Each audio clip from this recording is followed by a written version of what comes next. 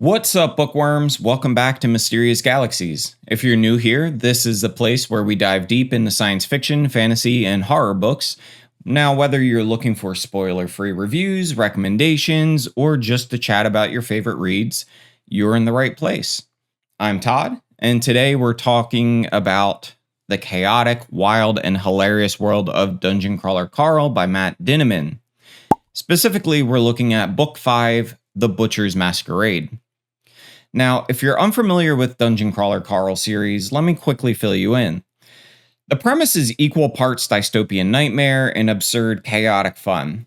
Earth is thrown into an intergalactic game show where survivors are forced to fight their way through increasingly dangerous dungeon floors, all while an alien audience watches their every move.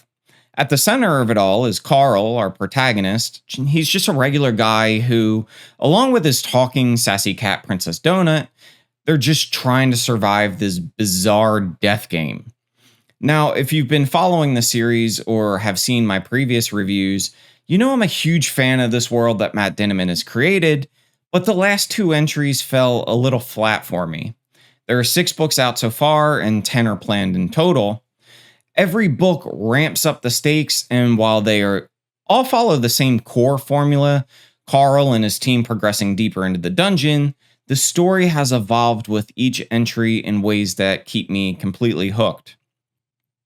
While I do my best to avoid spoilers, I might mention some general points that could give away minor things like the name of spells. So if you're really sensitive to that kind of thing, maybe circle back to this review after you've fully caught up. Again, though, this is going to be predominantly spoiler free, like 99% spoiler free. With that said, let's dive into The Butcher's Masquerade. All right, so up first, let's talk about the plot. At this point in the series, Carl and his companions are venturing even deeper into the dungeon, and you'd think that by book 5, things might start to feel a little bit repetitive, but that couldn't be further from the truth.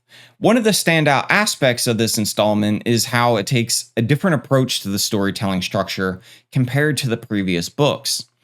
Instead of a straightforward linear progression where we go from battle to battle, this book plays with time, using a lot of non-sequential storytelling.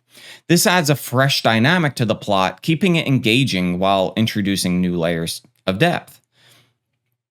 Now, let me just give you an example. Early in the book, there is a conversation Carl has with another character that gets interrupted. At the time, it feels like a small, insignificant moment, but as the story unfolds, we flash back to that conversation. We get bits and pieces of it at different stages of the book. It turns out that this conversation holds crucial information, and the way Dinniman reveals it slowly, almost kind of teasing us, building tension in a way that I didn't expect based on the previous 4 books. This narrative device isn't something we've seen much of in the series up until now, and I think it really helps elevate the plot. It gives the reader something to look forward to beyond just the next big fight. There's an added layer of mystery and anticipation as we try to piece together Carl's plans. Now, Carl, up until this point, he's always been the type of character who likes to plan ahead. He's strategic, but he's also reactive when things inevitably go sideways, and they most certainly always do. What this book does really well is highlight that meticulous side of him. The flashbacks aren't just there for show, they're a glimpse into his thought process. As we move through the story, we start to see how all the events tie back into the interrupted conversation, and it feels incredibly satisfying when everything clicks into place. Then the nonlinear storytelling also creates space for foreshadowing in a way that's subtle but effective. Throughout the book, you get these little nuggets of information, hints about items and spells that Carl has access to, but which aren't fully explained until much later in this book. Now, another example, Carl briefly mentions a mysterious spell that exists on this floor. It's dropped casually into conversation early on, with no explanation of what it actually does or why it's significant, but as the plot progresses, you're left wondering when the spell is going to come into play and how it'll affect the outcome of the story. It's these little mysteries that keep the reader invested. You're You're constantly thinking ahead, trying to anticipate how Carl's going to use his growing toolkit of spells, weapons, and even strategies to get out of these increasingly impossible situations. The beauty of this setup is that it makes the reader feel like a participant in Carl's plan. You're not just passively reading about what's happening, you're actively trying to figure out how everything fits together. It's a level of engagement that I didn't expect, and I think it works brilliantly in this book. You start to notice the small details that might have otherwise slipped by if the story were more straightforward. And of course, at the center of it all is the Butcher's Masquerade, the titular event that the entire book builds towards. Without spoiling anything, let me just say that this book is everything you'd want from a Dungeon Crawler Carl book. It's chaotic, it's thrilling, and packed with the kind of high stakes drama that fans of the series have come to love. The combination of intense action, emotional character moments, and high concept craziness that defines the series comes together in a way that feels perfectly climactic. Now, the ending of this book, Dinniman nails it. There's a bit of a cliffhanger that sets up exciting possibilities for the next book. The stakes have never felt higher, and by the time you reach the end, you're kind of already expecting the next installment. You want to know what's exactly going to happen the moment this last page ends. All in all, the mix of non-sequential storytelling, strategic planning, and foreshadowing adds a new layer of complexity that pushes this book beyond just another dungeon crawl. It's immersive, unpredictable, and exactly what you'd hope for from a series that's now 5 books deep. While I've mainly been talking about the plot and Dinniman's use of literary techniques, let's dive into the characters because this is where the Butcher's Masquerade really shines, especially when it comes to emotional stakes. By now, Carl and Princess have been through, just hell and back, and their journey has only gotten more intense with each book. What I love about this installment is that we're starting to see the weight of everything we've gone through. It's beginning to take the toll on them, especially Carl. In earlier books, the focus was more on survival and the snarky humor that's become a staple of the series.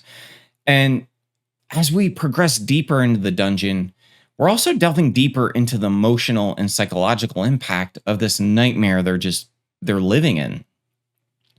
Carl, for example, he starts to hint at a sort of inner turmoil. He mentions hearing this metaphorical river rushing in the back of his mind, which serves as a powerful symbol for all the trauma and loss he's been carrying. It's clear that although Carl is still doing his best to hold it together, the experiences he's had, the endless death, the constant threat of danger, they're starting to wear him down. It's a subtle but meaningful shift in his character, and I think it adds a lot of depth to what could otherwise be a straightforward progression fantasy. Princess Donut, she also continues to evolve. She's still the sassy comedic counterpart to Carl and his more grounded personality, but she's also showing more layers of complexity. Their relationship has always been central to the series, and while the witty banter between them is still present and still hilarious, there's also a growing sense of mutual reliance and trust. You really get the feeling that after everything they've been through, they need each other more now than ever before. And what's interesting about this book is how it balances those emotional moments with the sheer absurdity and chaos of the dungeon. There's still plenty of humor, don't get me wrong, the series would not be Dungeon Crawler Carl without his laugh out loud moments, but the tone is starting to shift slightly, moving from pure survival to something more reflective.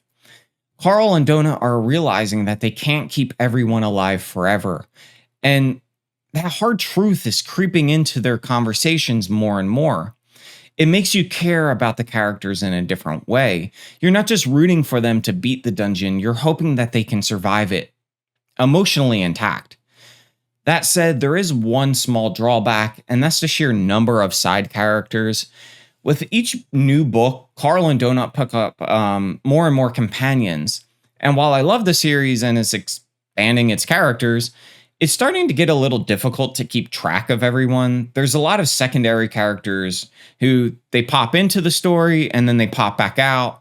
And sometimes it takes a moment to remember who they are and what their relationship is to Carl and Donut and what their specific role is. is not necessarily a deal breaker after all.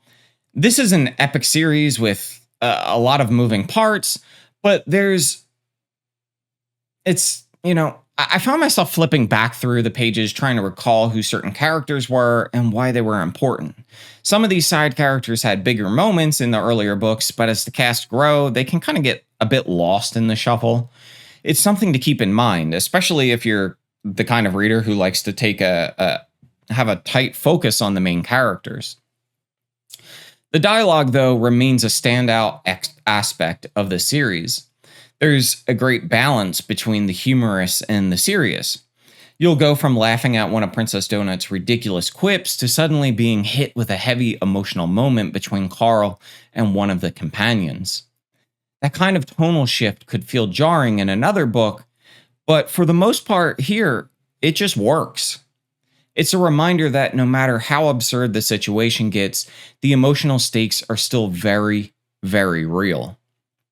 I also want to touch on how well the book portrays the growing sense of despair.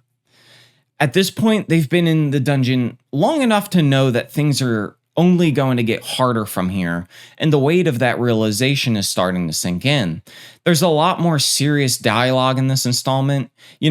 Conversations where Carl and Donut, along with other characters, are grappling with the fact that they might not make it to the end. The emotional stakes feel higher than ever, and that's part of what makes this book so compelling.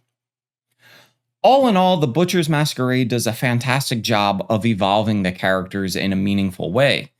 The emotional depth of Carl and Donut's journey is becoming more pronounced, and the balance between humor and tragedy is handled with care. My only minor gripe, again, is the increasingly number of side characters, which can sometimes make it a bit hard to keep track of everyone, but it's a small issue in the grand scheme of things. The core relationship, especially between Carl and Donut, and to a lesser degree Mordecai and Katya, they continue to be strong foundations, and the more serious emotional beats add a layer of complexity that makes the story all the more engaging. The obvious reason you should read The Butcher's Masquerade is that it's book 5 out of a 10-part series. If you made it this far, you'll know whether you like the series or not. Again, I didn't really care for books 3 and 4, but there was enough there to keep my attention before book 7 comes out. And if, like me, you felt like the pacing was something that could be improved on throughout the series, this is Dinniman's best work since probably book 1. You start to notice just how well the ebb and flow between chaotic action sequences and the quieter, character-driven moments is handled. There's a rhythm to this book that keeps you completely engaged without ever feeling overwhelmed, which is impressive considering the sheer amount of stuff that happens. The intense, unpredictable battles are balanced perfectly with the slower scenes where Carl and the others can catch their breath, plan their next move, and reflect on everything that's happening. What's particularly strong in this book is the way that Dinniman moves between high-stakes moments and quieter, more reflective ones. In a series like this, where danger is always lurking around every corner, it can be easy to fall into a pattern of nonstop action that leaves little room for character development. But Dinniman avoids that pitfall here, giving us these big, explosive moments of combat and strategy, while also allowing time for the characters to have more meaningful conversations, plan their next moves, and emotionally process what they've been going through. It creates a balance that makes the action more impactful because you care about the people involved. And the story, it never lingers too long in one place. Just when you think things might be slowing down, something happens to pull you right back into the action. The battles themselves are as thrilling as ever, but it's the build up to those moments, the planning, the strategizing, the constant question of what's next that keeps the tension high throughout the entire book. I also have to say that The Butcher's Masquerade has some of the clearest, most accessible action sequences in a series so far. In book 3, for example, I felt like the dungeon's layout and some of the more intricate planning slowed things down. It made some of the action harder to follow because there was so much time spent explaining what was happening and how it worked. But here, that's not an issue. The action is easy to follow, and the stakes are easy. The stakes are laid out clearly, so you're never left confused about what's happening or why it matters. That makes the pacing feel faster, even during the more complex parts of the story. And as for the series as a whole, The Butcher's Masquerade is a strong indicator that the pacing will only continue to improve as it progresses. With 5 books under Dinniman's belt, it's clear that he's gotten a solid grip on the storytelling formula that makes a series work so well. There's a confidence in the pacing that makes you trust the ride you're on, knowing that every lull in the action is purposeful and every explosive moment has a weight behind it. As the series moves forward, I'm excited to see how this pacing will evolve and continue to ramp up the stakes. So, will I keep reading this series? Absolutely. With book 5 delivering on so many levels and getting the series back on track, I'm excited to read book 6. As long as the series keeps this momentum going, I'm in it for the long haul. But that's it for today's review. Let me know in the comments if you've been reading the series so far and what you've thought about it. And if you haven't started reading Dungeon Crawler Carl yet, what are you waiting for? Book 7's coming out soon. The series is a wild ride and it's only getting better. As always, happy reading, and I'll catch you in the next review.